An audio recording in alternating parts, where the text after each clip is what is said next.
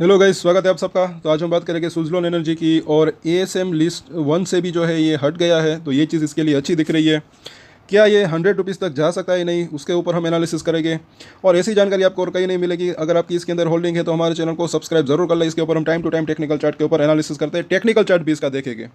यहाँ पर पहले तो इस रिपोर्ट को देख लेते हैं कि स्टेज वन अतिरिक्त निगरानी यानी कि एएसएम लिस्ट जो है उसके उपाय ढांचे से बाहर रखे जाने पर सुज़लोन एनर्जी के शेयर में बढ़त। हिंदी भाषा का जो है ज़्यादातर हम प्रयोग करते हैं ताकि सबको आसान भाषा में समझ में आए।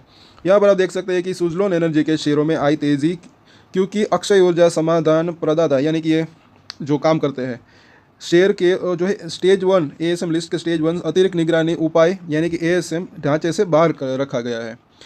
स्टॉक एक्सचेंज द्वारा स्टॉक को पहले इस विनियामक तंत्र में के तहत रखा गया था।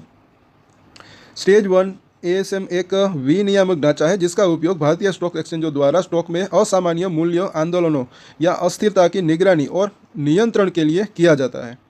जब किसी स्टॉक को स्टेज वन एएसएम में रखा जाता है तो उसकी गहन जांच जो है की जाती है और निवेशकों को ट्रेड के लिए 100% मार्जिन की आवश्यकता को पूरा करना होता है।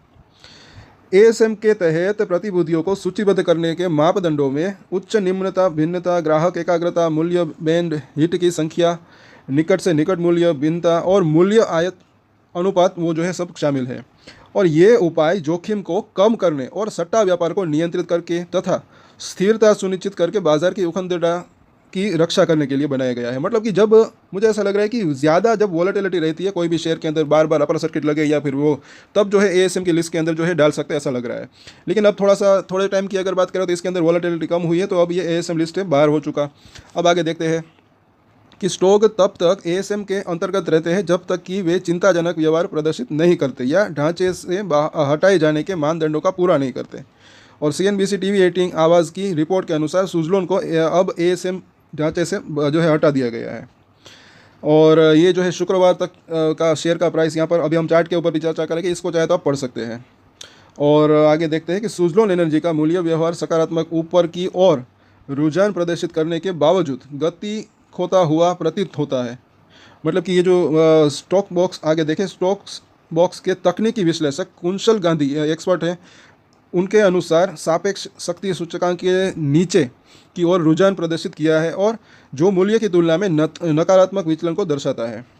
और आगे देखते हैं तो उन्होंने कहा कि शेयर को 84.30 पैसे रुपए के आसपास प्रतिरोध का सामना करना पड़ा और अपेक्षाकृत अधिक मात्रा के कारण इन स्तरों पर कीमतों को अस्वीकार कर दिया गया। मतलब कि वहाँ पर रजिस्ट्रेशन फेस किया। और इसके अतिरिक्त निफ्टी की तुलना में शेयर की सापेक्षिक मजबूती में गिरावट देखी गई है और नजीकतन मौजूदा बाजार मूल्य पर शेयर खरीदने से बचना उचित है।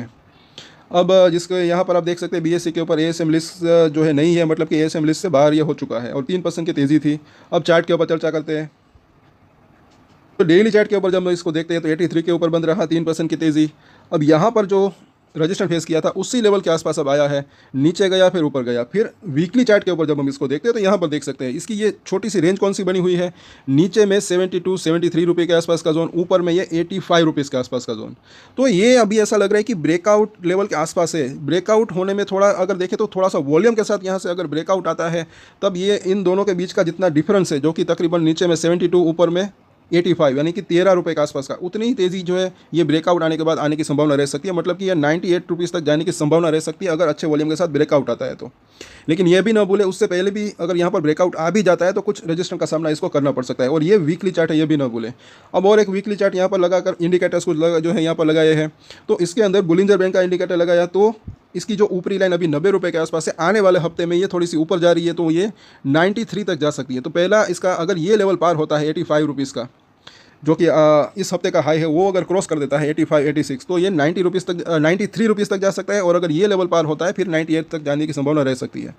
सपोर्ट की भी हम बात कर लेते हैं तो सपोर्ट अभी जो दिख रहा है एक तो 80 रुपीज़ के आसपास और 78 रुपीज़ के आसपास का जोन।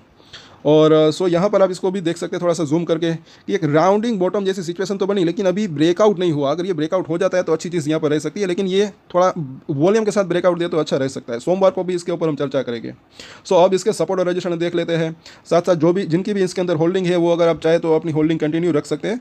अभी फिलहाल जो है थोड़ा सा एक्सपेंसिव तो लग रहा है, तो फ्रेश एंट्री को जो है आप मतलब कि चाहे तो अवॉइड कर सकते हैं, चाहे तो आप वेट एंड वॉच की रणनीति भी अपनाना चाहे तो अपना सकते हैं।